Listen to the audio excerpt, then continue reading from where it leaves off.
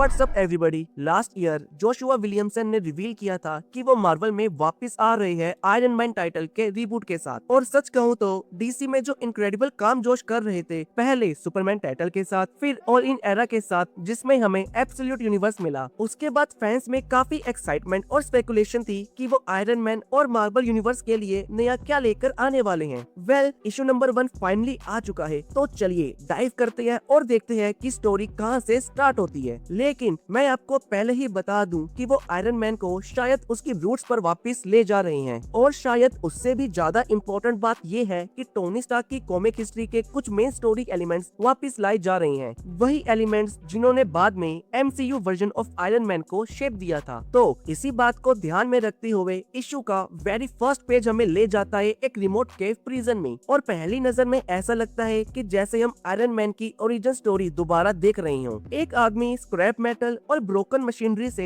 अपना पहला arc reactor बना रहा है और साथ ही में असेंबल कर रहा है मार्क 1 आर्मर। और अगर आप आयरन मैन की स्टोरी जानते हो तो ये मूवमेंट इंस्टेंटली फेमिलियर लगेगा, क्योंकि ये आयरन मैन के सबसे आइकॉनिक ओरिजिन मूवमेंट्स में से एक है, चाहे कॉमिक्स हो या एमसीयू। जैसे ही आर्क रिएक्टर और आर्मर फाइनली एक्टिवेट होने लगते हैं, एक कॉन्फिडेंट डायलॉग सुनाई देता है, मुझे फर्क नहीं पड़ता ये कितना डेंजरस है, मैं इतना स्मार्ट हूँ कि दुनिया के किसी कोने में एक केव के अंदर मरने वाला नहीं हूँ। अगला पैनल हमें एक फुल पेज रिवील देता है। अब वो आदमी एक्टिवेटेड मार्क 1 आर्मर में खड़ा है और रिपल्सर ब्लास्ट के साथ प्रिजन की वॉल तोड़ते हुए कहता है, चलो अब घर चलते हैं। एक मोमेंट के लिए लगता है कि जैसे टोनी स्टार्क की ओरिजिन स्टोरी फिर से रिपीट हो रही है, लेकिन जैसे ही वो प्रिजन की वॉल्स तोड़कर बाहर निकलता है, सिचुएशन इंस्टेंटली चेंज हो जाती है। बाहर एक अननोन मिलिशिया उस पर हैवी गन फायर स्टार्ट कर देती है, और कुछ ही सेकंड्स में ये क्लियर हो जाता है कि जो सूट उसने बनाया है वो बुलेट प्रूफ नहीं है। गोलियां सीधा आर्मर को पेनिट्रेट करने लगती है और कुछ ही देर में वो आर्मर फिगर ग्राउंड पर गिर जाता है, पूरी तरह बुलेट से छेद हो चुका होता है। सोल्जर्स धीरे धीरे उसके पास आते हैं और कहते हैं, क्या कचरा है ये, हाई काउंसिल को ये बिल्कुल पसंद नहीं आएगा। फिर वो उसे फिनिश करने के लिए आगे बढ़ते हैं, लेकिन जैसे ही वो उसे मारने वाले होते हैं, सीन में एंट्री होती है मैडम मास्क की, गोल्डन मास्क पहने हुए। वो कामली सोल्जर्स को रोक कर कहती है, बस अब हमारे गेस्ट के फेस से ये प्लेट उतारो। और जैसे ही हेलमेट रिमूव किया जाता है, सबसे बड़ा ट्विस्ट रिवील होता है, ये टोनी स्टार्क नहीं है, ये एक कम्प्लीटली डिफरेंट आदमी है। और इसी मूवमेंट पर पता चलता है कि एडवांस आइडिया मैकेनिक यानी एम इस एक्सपेरिमेंट के पीछे है। मैडम मास्क ने एक्चुअली इस आदमी को हायर किया था ताकि वो रेप्लिकेट कर सके वो इम्पॉसिबल काम जो टोनी स्टार्क ने सालों पहले एक केव में किया था। बेचारा आदमी डेस्परेट टोन में उसे कहता है, प्लीज मैंने कर दिया, मैंने वो कर दिया जो आप चाहती थी, मैं आर्मर को और स्ट्रॉन्ग बना सकता हूँ, बुलेट प्रूफ भी बना सकता हूँ, मुझे बस थोड़ा और टाइम चाहिए। स्टार्क के पास मुझसे कहीं ज्यादा रिसोर्सेज थे, लेकिन उसे अपनी बात फिनिश करने का मौका भी नहीं मिलता। मैडम मास्क कामली अपनी गन उठाती है और एक सिंगल शॉट में उसे मार देती है। फिर वो वहाँ से मुड़कर चलती हुई धीरे से खुद से कहती है, एम को एक और आर्मर नहीं चाहिए, हमें चाहिए एक और टोनी स्टार्क। तो अब तक जो हमने देखा है उससे ये काफी क्लियर हो जाता है कि राइटर जोशुआ विलियमसन और मार्वल यहाँ आयरन मैन को वापस उसकी रूट्स पर ले जा रही हैं, बिल्कुल वैसे ही जैसे हमने चिप ज़दार्स्की के कैप्टन अमेरिका रन में देखा था, लेकिन एक यूनिक ट्विस्ट के साथ। और इसी पॉइंट पर हमें एक स्प्लैश पेज नरेशन मिलता है जो टोनी स्टार्क के ओरिजिन को एक बार फिर समराइज करता है। नरेशन बताता है कि एक लाइफ थ्रेटनिंग इंजरी के बाद जो उसकी खुद की कंपनी के वेपन्स की वजह से हुई थी, टोनी स्टार्क एक केव में फंस गया था जहां वो मुश्किल से जिंदा था। लेकिन उस सिचुएशन में भी टोनी स्टार्क ने वो किया जो बहुत कम लोग कर पाते हैं, उसने सिर्फ सरवाइव नहीं किया, उसने थ्राइव किया। स्क्रैप मेटल और लिमिटेड रिसोर्सेज के साथ उसने एक गोल्डन सूट आर्मर बनाया, और उस मोमेंट के बाद टोनी स्टार्क ने अपनी लाइफ का एक नया मिशन बना लिया, इस दुनिया को और इस पूरे यूनिवर्स को सेफ रखना। टोनी स्टार्क बहुत चीजें है, एक जीनियस, एक बिलियनियर, एक प्लेबॉय और एवेंजर्स का फाउंडिंग मेंबर। मिलियंस लोगों के लिए वो एक हीरो है, लेकिन उसकी लाइफ में चाहे कितने भी चेंजेस क्यों ना आए, एक बात कभी चेंज नहीं होती, टोनी स्टार्क हमेशा आयरन मैन रहेगा। तो जैसे मैंने पहले कहा था, टाइटल पेज पर जो समरी दी गई है उससे एक बात काफी क्लियरली समझ आती है, मार्वल और जोशुआ विलियमसन इस सीरीज में आयरन मैन को उसकी कॉमिक रूट से कनेक्ट कर रहे हैं, लेकिन साथ ही साथ उस वर्जन से भी जिसे हम मार्वल सिनेमैटिक यूनिवर्स में जानते हैं। एनीवे, अगले पेज पर स्टोरी हमें ले जाती है लॉस एंजलिस,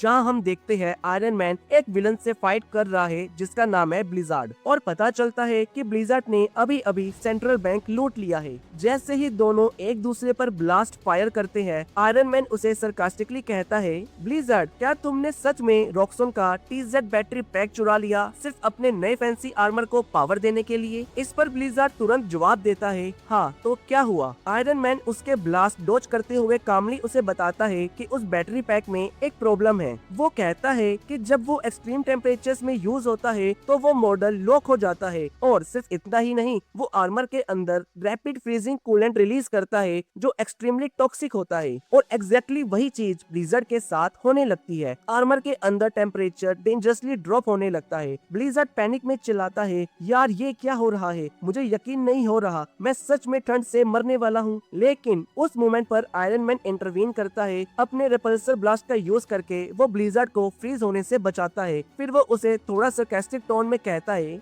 देखो ब्लिज, तुम्हारी ये नई जीरो टेम्प टेक बुरी नहीं है, बस तुमने एक गलती कर दी। अगर टेक्नोलॉजी चुरानी ही है तो स्टार्क से चुराओ। उसी वक्त लॉ एनफोर्समेंट या शायद शील्ड वहाँ पहुँच जाती है और ब्लिजार्ड को कस्टडी में ले लेती है। और तभी आयरन मैन को एक इनकमिंग मैसेज आता है। मैसेज भेज रही होती है मेलिंडा में, और वो क्लियरली इरिटेटेड लग रही होती है। मे टोनी से कहती है, तुम लेट हो और मेरे पास गन भी है। आयरन मैन तुरंत वहाँ से फ्लाई करते हुए खुद से कहता है, यार ये जरूरत से ज्यादा टेंशन लेती है, मैं अपनी ही पार्टी में लेट नहीं होने वाला। इसके बाद स्टोरी कट होती है मालिबू में। यहाँ एक ह्यूज कॉन्सर्ट टाइप इवेंट चल रहा है और जल्दी ही पता चलता है कि ये एक्चुअली टोनी स्टार्क अवार्ड्स का इवेंट है। मेलिंडा में अभी भी टोनी से रेडियो पर कांटेक्ट करने की कोशिश कर रही होती है और कहती है, टोनी अभी के अभी यहाँ पहुँच जाओ, तुम्हारा फेवरेट बैंड तुम्हारे लिए परफॉर्म कर रहा है और तुम खुद ही यहाँ नहीं हो। रेडियो पर टोनी तुरंत जवाब देता है, हाँ मैं यही हूँ मेलिंडा। लेकिन मेलिंडा तुरंत उसे याद दिलाती है, नहीं आयरन मैन नहीं, टोनी, याद है ना, लोग टोनी स्टार्क को देखना चाहते हैं। टोनी हल्का सा सरकास्टिक टोन में जवाब देता है, लोग आयरन मैन को प्यार करते हैं। लेकिन मेलिंडा उसकी बात बिल्कुल नहीं मानती। वो उसे क्लियरली बोलती है, हाँ लेकिन तुमने प्रॉमिस किया था कि इस इवेंट में आर्मर नहीं पहनोगी। ये टोनी स्टार्क का इवेंट है और आर्मर यहाँ सेफ्टी हैजर्ड है। टोनी थोड़ी देर के बाद कहता है, ठीक है प्रॉमिस। लेकिन अगले ही मोमेंट हम देखते हैं टोनी इवेंट में एंट्री करता है, लेकिन एक नॉर्मल एंट्री नहीं, वो फ्लाई कर रहा होता है एक होवर बाइक पर। और ध्यान से देखने पर पता चलता है कि ये एक्चुअली आयरन मैन आर्मर का मॉडिफाइड वर्जन है जो होवर बाइक में कन्वर्ट किया गया है। एंट्री करते ही टोनी रेडियो पर मेलिंडा से कहता है, लेकिन ड्रामेटिक एंट्री तो बनती है। फिर वो क्राउड को एड्रेस करता है और कहता है, लेडीज एंड जेंटलमैन, इंट्रोड्यूस करते हैं स्टार्क होवर बाइक 3000। इस साल क्रिसमस तक ये मास प्रोडक्शन में आ जाएगी, बच्चों के लिए परफेक्ट गिफ्ट। इसके बाद टोनी स्टेज पर आकर क्राउड को हाइप करने लगता है। वो बैंड के साथ भी इंटरेक्ट करता है और माइक में अनाउंस करता है, welcome to the first annual Tony Stark awards. लेकिन मेलिंडा में क्लियरली इम्प्रेस नहीं होती। वो स्टेज पर आती है, टोनी को ऑलमोस्ट खींचकर साइड में ले जाती है और गुस्से में पूछती है, टोनी तुम क्या कर रहे हो? टोनी कैजुअली जवाब देता है, देखो कोई आर्मर नहीं है। और इसी मोमेंट पर इवेंट के स्क्रीन पर एक मोन्टेज स्टार्ट होता है। ये मोन्टेज टोनी स्टार्क की पूरी लाइफ दिखाना शुरू करता है, उसके बर्थ से लेकर उसकी अचीवमेंट्स तक। और ये मोमेंट एक्चुअली हम रीडर्स के लिए एक एस्टेब्लिशिंग पॉइंट है, ताकि इस न्यू सीरीज के लिए टोनी स्टार्क की लाइफ का टोन और हिस्ट्री क्लियरली सेट की जा सके। अब इसी मोन्टेज के दौरान नरेशन कंटिन्यू होती है और हमें टोनी स्टार्क की लाइफ के बारे में और डिटेल्स बताई जाती है। जन्म हुआ एंथनी स्टार्क के नाम से, एक जीनियस, एक इन्वेंटर, एक इंडस्ट्री का टाइटन और एक सर्वाइवर। जब टोनी स्टार्क को कैप्टिव बनाया गया था तब वो इतना सीरियसली इंजर्ड था कि वो ऑलमोस्ट मौत के दरवाजे पर खड़ा था। लेकिन उसने उस सिचुएशन को अपनी वीकनेस नहीं बनने दिया। उसने वहाँ आयरन मैन आर्मर क्रिएट किया जो आर्मर वॉरफेयर में एक मैसिव टेक्नोलॉजिकल लीप था। लेकिन उस आर्मर को सबसे ज्यादा पैसे देने वाले को बेचने के बजाय टोनी स्टार्क ने एक अलग रास्ता चुना। अवेंजर्स के मेंबर्स के रूप में आयरन मैन ने दुनिया को कई बार बचाया है, चाहे कभी कभी उसके अलाइज के साथ टेंशन भी क्यों ना हुई हो। टोनी स्टार्क ने हमेशा सही काम करने की कोशिश की है। उस आर्मर ने टोनी को सिर्फ पावरफुल नहीं बनाया, उसने उसे एक हीरो बनाया, एक लीडर, एक सेवियर। लेकिन सबसे बढ़कर टोनी स्टार्क एक फ्यूचर का आदमी है और वही वजह है जिसने हमें आज इस मोन्यूमेंटल इवनिंग पर एक साथ लाया है। मोन्टेज खत्म होता है और हम वापस कट करते हैं टोनी स्टार्क पर, जो ये सब देख रहा होता है। थोड़ा सरकास्टिक एक्सप्रेशंस के साथ वो कहता है, बुरा नहीं था। उसी वक्त एक आदमी टोनी के पास आता है और थोड़ा नर्वस टोन में कहता है, mister Stark sir sorry disturb कर रहा हूँ, क्या आपने अपनी स्पीच वाली ईमेल देख ली? टोनी बिना सोचे तुरंत जवाब देता है, मैं ईमेल नहीं पढ़ता। फिर वो उस आदमी की तरफ देखकर पूछता है, वैसे तुम हो कौन? ये सुनकर वो आदमी थोड़ा ऑकवर्ड हो जाता है और कहता है, मैं ब्रायन हूँ सर, आपका नया पर्सनल असिस्टेंट। लेकिन ऑब्वियसली ये टोनी स्टार्क है। वो सीधा मेलिंडा मे की तरफ मुड़कर कहता है, मे तुम ही मेरी असिस्टेंट क्यों नहीं बन जाती? लेकिन मेलिंडा बिल्कुल सीरियस टोन में जवाब देती है, मैं किसी की असिस्टेंट नहीं हूँ। पोस्ट डूम गवर्नमेंट ने मुझे एक ही काम दिया है, आयरन मैन को ट्रबल से दूर रखना। फिर वो ब्रायन की तरफ इशारा करके कहती है, ब्रायन तुम्हारी ईमेल्स पढ़ता है और तुम्हें बताता है। लेकिन टोनी क्लियरली इस अरेंजमेंट से ज्यादा खुश नहीं होता। वो कैजुअली कहता है, ठीक है, लेकिन मुझे कोई स्पीच प्रिपेयर करने की जरूरत नहीं है। मैं बस स्टेज पर जाऊंगा और ऑडियंस को थोड़ा स्वैग दिखा दूंगा। मैं वैसे भी काफी क्विक थिंकर हूँ। लेकिन मेलिंडा तुरंत उसे करेक्ट करती है और कहती है, ये एक्सेप्टेंस स्पीच नहीं है, तुम अवार्ड लेने नहीं जा रहे, तुम अवार्ड प्रेजेंट कर रहे हो। ये सुनकर टोनी थोड़ा सरप्राइज हो जाता है और फिर मजाक में कहता है, रुको, क्या टोनी स्टार्क अवार्ड्स और टोनी स्टार्क को ही अवार्ड नहीं मिल रहा? फिर वह सरकास्टिकली पूछता है, ये ब्रिलियंट आइडिया किसका था? और इसी मोमेंट पर हॉल के एंट्रेंस से अंदर आती है पेपर पोट्स। वो टोनी की तरफ देखकर मुस्कुराते हुए कहती है, इसका क्रेडिट तुम्हें नहीं मुझे जाता है। फिर वो टोनी के पास आकर कहती है, good to see you Tony, मैंने सुना है तुम वापस वर्कशॉप में काफी टाइम स्पेंड कर रहे हो और फिर से नए इन्वेंशंस बना रहे हो। इस पर टोनी कैजुअली जवाब देता है, यही तो मेरा बेस्ट काम है, बाकी सब चीजों के अलावा। पेपर फिर उसे एक्सप्लेन करती है, मैं अभी भी मारिया स्टार्क फाउंडेशन में अपना रोल मेंटेन कर रही हूँ, लेकिन सालों पहले तुमने मुझसे कहा था कि एक Tony Stark grant award setup करना। तुमने खुद पर्सनली कुछ सबसे ब्रिलियंट माइंड्स चूज किए थे जिन्हें ग्रांट दिया गया, और जिन लोगों ने उस ग्रांट मनी का सबसे अच्छा यूज किया उन्हें आज के अवार्ड के लिए नॉमिनेट किया गया। टोनी हल्का सा स्माइल करते हुए माइक की तरफ देखकर कहता है, तो विनर है। इसी मोमेंट पर पेपर उसे इंटरप्ट करती है और एक यंग साइंटिस्ट को इंट्रोड्यूस करती है। उसका नाम है एडम वियर। एडम थोड़ा एक्साइटेड टोन में कहता है, मिस्टर स्टार्क, आपसे पर्सनली मिलना मेरे लिए अनबिलीवेबल है। टोनी उसकी तरफ हाथ बढ़ाता है हैंडशेक के लिए और कहता है, मुझे तुम याद हो, तुम टीचर हो, तुम न्यू एजुकेशनल टेक्नोलॉजीज में स्पेशलाइज करते हो, ऐसे मेथड्स डेवलप करते हो जिससे उन लोगों तक एजुकेशन पहुंच सके जिनके पास नॉर्मली एक्सेस नहीं होता। पजल्स और प्रॉब्लम सॉल्विंग के थ्रू लर्निंग को इंटरेस्टिंग बनाना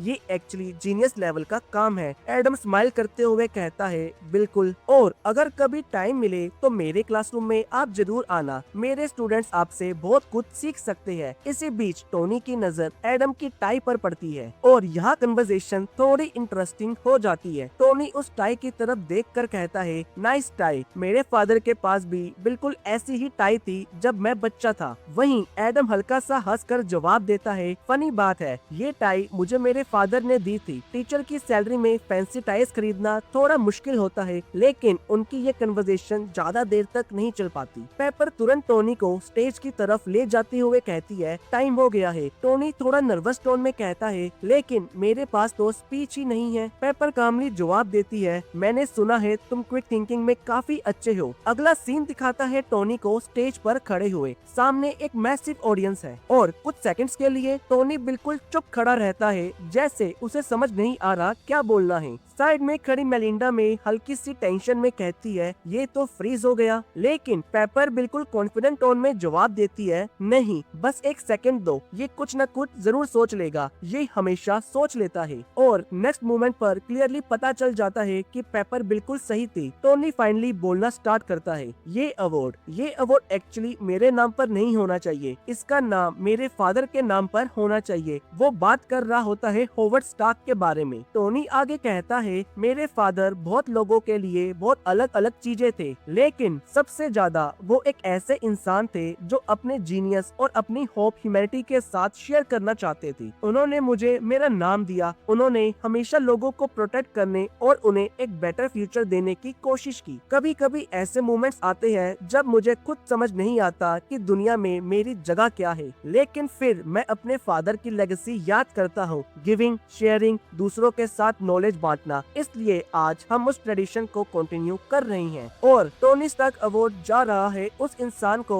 जो हमें उन्हें एक बेटर फ्यूचर बिल्ड करने में हेल्प कर रहा है। एडम वियर जैसे ही टोनी ये अनाउंस करता है, पूरा हॉल तालियों से गूंज उठता है। ऑडियंस खड़े होकर क्लैप कर रही होती है। टोनी स्टेज पर एडम को अवार्ड दे रहा होता है, लेकिन इसी मोमेंट पर कॉमिक एक और ट्विस्ट रिवील करती है। क्राउड के बीच खड़ी होती है मैडम मास्क। वो चुपचाप टोनी और एडम को स्टेज पर देख रही होती है और ये क्लियरली सिग्नल करता है कि अब सिचुएशन बहुत जल्दी खराब होने वाली है। इसके बाद स्टोरी हमें ले जाती है आफ्टर पार्टी में। यहाँ हम देखते हैं टोनी स्टार्क अपने यूजुअल स्टाइल में एक वेटरेस के साथ फ्लर्ट कर रहा होता है, लेकिन पार्टी का मूड एकदम चेंज हो जाता है जब अचानक गनशॉट्स की आवाज गूंजती है और तुरंत रिवील होता है कि मैडम मास्क ने पेपर पोट्स को होस्टेज बना लिया है। उसके साथ आए हुए सोल्जर्स ने पूरी पार्टी को इन्वेड कर दिया होता है। मैडम मास्क सरकास्टिक टोन में टोनी से कहती है, वाह, बेस्ट और ब्राइटेस्ट लोगों का सेलिब्रेशन, और तुमने मुझे इनवाइट भी नहीं किया। लगता है एम का इनविटेशन मेल में कहीं खो गया। चलो कोई बात नहीं, वैसे भी हम लोग बेटर पार्टीज थ्रो करते हैं। टोनी तुरंत उसे कहता है, गन नीचे रखो, लेकिन मैडम मास्क उसकी बात कम्प्लीटली इग्नोर कर देती है और अपने सोल्जर्स के साथ पेपर को लेकर वहाँ से निकल जाती है। टोनी तुरंत अपनी होवर बाइक या कहे आर्मर की तरफ भागता है और रेडियो पर कहता है, मेलिंडा, मैडम मास्क एम के साथ क्या कर रही है। इसी वक्त हम देखते हैं मेलिंडा में एम सोल्जर्स के साथ गन फाइट कर रही होती है। वो टोनी को जवाब देती है, मेरे सोर्सेज कह रहे थे कि न्यूयॉर्क वाले गैंग इंसिडेंट के बाद मैडम मास्क ने नए हाई काउंसिल के साथ मिलकर एक नया डिवीजन स्टार्ट किया है। मैं बैकअप बुला रही हूँ। लेकिन टोनी, जो अब ऑलरेडी उनका पीछा कर रहा होता है, तुरंत कहता है अब इसकी जरूरत नहीं। और अब हम देखते हैं टोनी की होवर बाइक ट्रांसफॉर्म होके वापस आयरन मैन आर्मर बन जाती है। दूसरी तरफ मैडम मास्क अपने सोल्जर से कहती है, स्पीड बढ़ाओ गाइस, हमारे पीछे कंपनी आ गई है। और फिर कॉमिक हमें एक अमेजिंग शॉट देती है आयरन मैन के नए सूट डिजाइन का,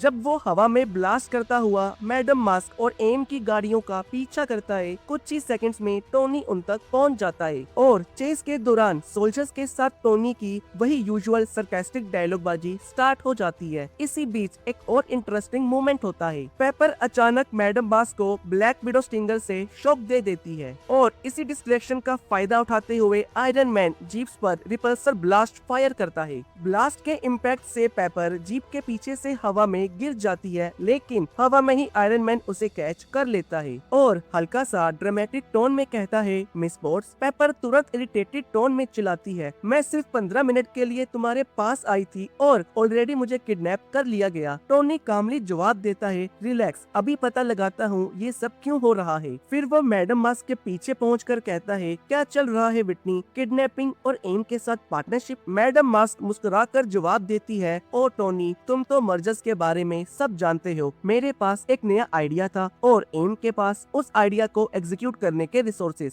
एक्चुअली तुम्हें मुझ पर प्राउड फील करना चाहिए। मैं तुमसे ही इंस्पायर हुई हूँ, लेकिन इस बार इंस्पिरेशन एक नई नाइटमेयर से आई है। और इसी मोमेंट पर मैडम मास्क और उसके एम सोल्जर्स अचानक अपने आसपास एक मिस्टीरियस गैस रिलीज कर देती हैं। आयरन मैन तुरंत समझ जाता है कि क्या होने वाला है। वो इंस्टेंटली पेपर को शील्ड कर लेता है और अगले ही सेकंड एक मैसिव एक्सप्लोजन हवा में फट जाता है, जो टोनी और पेपर दोनों को दूर तक उड़ा देता है। एक्सप्लोजन के बाद धीरे धीरे धूल और स्मोक सेटल होने लगता है और जब सब क्लियर होता है तो टोनी और पेपर दोनों वापस उस जलती हुई जीप के पास जाते हैं। लेकिन जब टोनी उस जलती हुई गाड़ी को ध्यान से देखता है, तब एक और ट्विस्ट रिवील होता है। वो रियलाइज करता है कि जीप में जो लोग थे वो एक्चुअली रियल सोल्जर्स नहीं थे, वो सिर्फ लाइफ मॉडल डिकॉयज थे, मतलब इंसान जैसे दिखने वाले एडवांस रोबोट। टोनी तुरंत सिचुएशन एनालाइज करते हुए आग बुझाने लगता है और कहता है, अगर मैं इन्हें अपने वर्कशॉप में वापस ले जा पाऊँ तो मैं इनका प्रॉपर इन्वेस्टिगेशन कर सकता हूँ। लेकिन इसी मोमेंट पर रेडियो में से आवाज आती है मेलिंडा मे की। वो अर्जेंटली कहती है, टोनी, जल्दी रिस्पॉन्ड करो, अभी तुम्हारे पास एक इमरजेंसी सिचुएशन है। जो केओस हुआ और एम ने पेपर को किडनैप किया, वो सब सिर्फ एक डिस्ट्रैक्शन था ताकि तुम्हें वहाँ से दूर ले जाया जा सके। फिर वो एक शॉकिंग न्यूज रिवील करती है, मैडम मास्क किसी और के पीछे थी। और नेक्स्ट पेज पर स्टोरी हमें ले जाती है एक अननोन अंडरग्राउंड लोकेशन पर। यहाँ हम देखते हैं असली मैडम मास्क और एम्स के सोल्जर्स को, और उनके सामने बंधा हुआ होता है एडम वियर। एडम क्लियरली डरा हुआ होता है और मैडम मास्क से कहता है, मैं सिर्फ एक टीचर हूँ, मैं आपके किसी काम का नहीं हूँ, मैं बस एजुकेशन, रिसोर्सेज और प्रॉब्लम सॉल्विंग में स्पेशलाइज करता हूँ। लेकिन मैडम मास्क उसकी उसकी बात सुनकर हल्का सा मुस्कुरा देती है और उसे कहती है, खुद को इतना अंडर एस्टिमेट मत करो टीचर, तुम्हें पर्सनली टोनी स्टार्क ने चूज किया था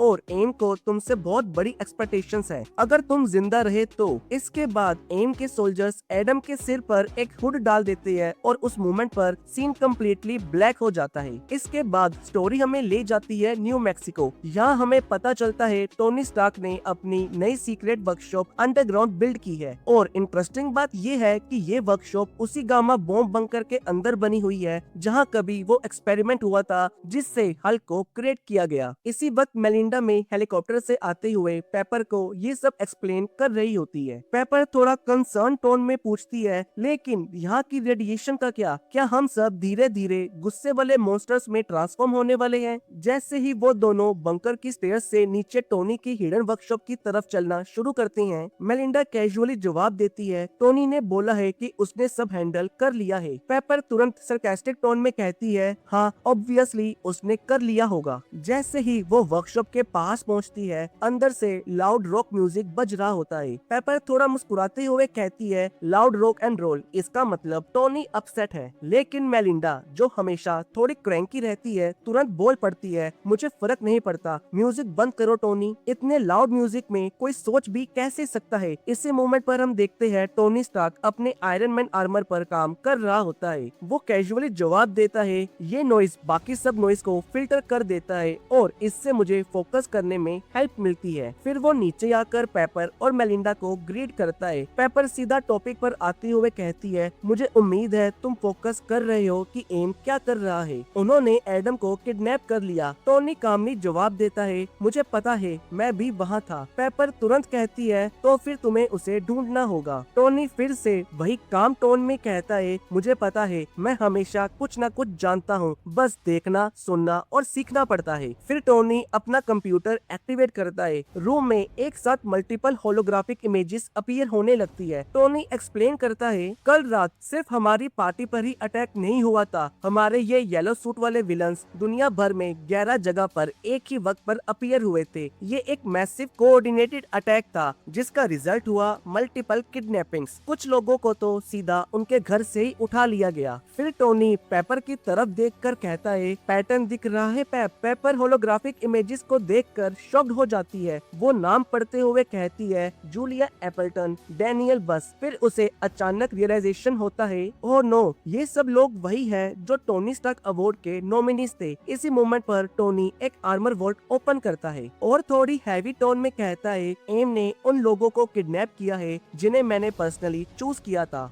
वो लोग जिन्हें मैंने स्मार्ट और क्रिएटिव समझा, जो आयरन मैन के साथ काम कर सकते थे। फिर टोनी धीरे से कहता है, ये मेरी गलती है। पेपर शॉक में उसकी तरफ देखकर पूछती है, टोनी ये क्या कह रहे हो? मैडम मास्क साइंटिस्ट और टीचर्स को क्यों किडनैप करेगी? लेकिन पेपर अपनी बात कंप्लीट भी नहीं कर पाती। उससे पहले ही टोनी अपना आयरन मैन आर्मर एक्टिवेट कर लेता है और सीधा वर्कशॉप से उड़कर निकल जाता है। जाते हुए वो कहता है, मैं उन सब को ढूंढकर वापस लाऊंगा। मेलिंडा, तुम्हारे सोर्सेज से एम के बारे में जितनी इन्फो मिल सकती है उसे गैदर करो। मैं दुनिया के हर एम हेडक्वार्टर्स पर जाऊंगा और अगर जरूरत पड़ी तो दुनिया के बाहर भी। जब तक मैं उन सब को वापस कर नहीं ले आऊंगा, मैं चैन की सांस नहीं लूंगा। फिर वो पेपर से कहता है, पेपर, किडनैप लोगों के फैमिलीज को कांटेक्ट करो, उन्हें बताओ कि सब कुछ कंट्रोल में है। लेकिन पेपर थोड़ा अनश्योर टोन में पूछती है, सच में टोनी, क्या सब कंट्रोल में है? जब तुमने कहा कि ये सब तुम्हारी गलती है, उसका मतलब क्या था? तुमने क्या? लेकिन टोनी उसे बीच में ही इंटरप्ट कर देता है, मैं अब इनविजिबल हो रहा हूँ,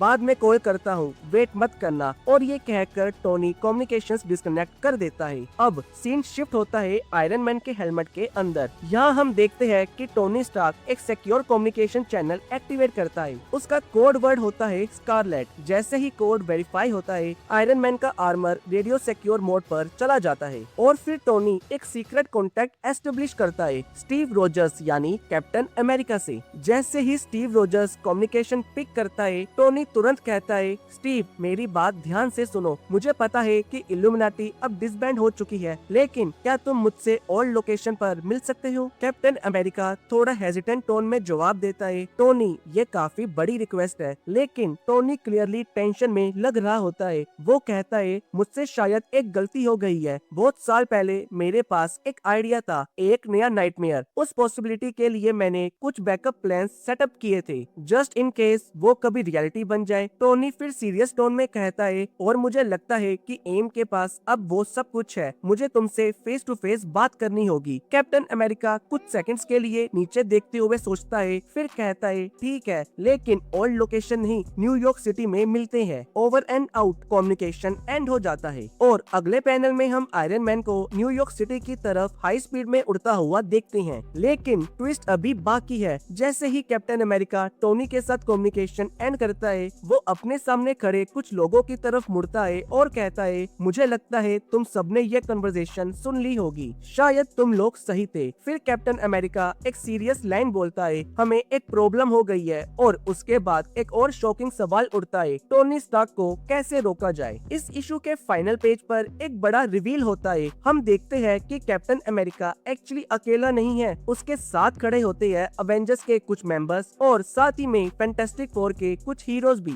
यानी क्लियरली कुछ बड़ा प्लान चल रहा है। उसके बाद नेक्स्ट इशू का टाइटल रिवील होता है, आयरन मैन हंटर और हंटेड। अब सवाल ये उठता है, आखिर यहाँ सच में क्या हो रहा है और मार्वल के इतने सारे हीरोज को टोनी स्टार्क को रोकने की जरूरत क्यों पड़ रही है। एक पॉसिबिलिटी ये हो सकती है कि कैप्टन अमेरिका और बाकी हीरोज लाइफ मॉडल डिकॉयज हो, या फिर शायद उन्हें पता चल गया हो कि टोनी स्टार्क खुद एक लाइफ मॉडल डिकॉय है। सच क्या है ये अभी क्लियर नहीं है, लेकिन इतना जरूर है कि ये काफी इंटरेस्टिंग क्लिफ हैंगर है, क्योंकि ऑनेस्टली पूरा इशू एक बेसिक सेटअप स्टोरी जैसा फील होता है, लेकिन एंड में जो ट्विस्ट दिया गया है वो नेक्स्ट इशू के लिए काफी स्ट्रॉन्ग क्यूरियोसिटी बिल्ड करता है। और एक इम्पोर्टेंट डिटेल ये भी रिवील होती है कि टाइमलाइन में ये story one world under Doom के बाद सेट है, मतलब एक ऐसी दुनिया जो डूम के कंट्रोल में है। और जब राइटर हो जोश विलियमसन जैसे, तो मैं पर्सनली काफी एक्साइटेड हूँ देखने के लिए कि वो इस स्टोरी को किस डायरेक्शन में ले जाते हैं। तो दोस्तों, आपको आयरन मैन के इस नए इशू का ये ट्विस्ट और क्लिफहैंगर कैसा लगा, और आप क्या सोचते हो, क्या अवेंजर्स सच में टोनी स्टार्क के खिलाफ हो गए है, या फिर इसके पीछे कोई और बड़ा सीक्रेट छुपा हुआ है। आप अपनी थ्योरीज कमेंट में जरूर शेयर करना। अगर वीडियो पसंद आई हो तो वीडियो को लाइक और शेयर जरूर करना, और अगर आप मार्वल, डीसी और कॉमिक की ऐसी ही अमेजिंग स्टोरीज मिस नहीं करना चाहते तो चैनल को सब्सक्राइब जरूर करना। मिलता हूँ आपसे अपनी अगली वीडियो में, जहाँ हम बात करेंगे कॉमिक्स और सुपर हीरोज की दुनिया की और भी अमेजिंग स्टोरीज के बारे में, और साथ ही में मूवीज और सीरीज के बारे में भी। तब तक के लिए stay well, stay sharp and see you soon.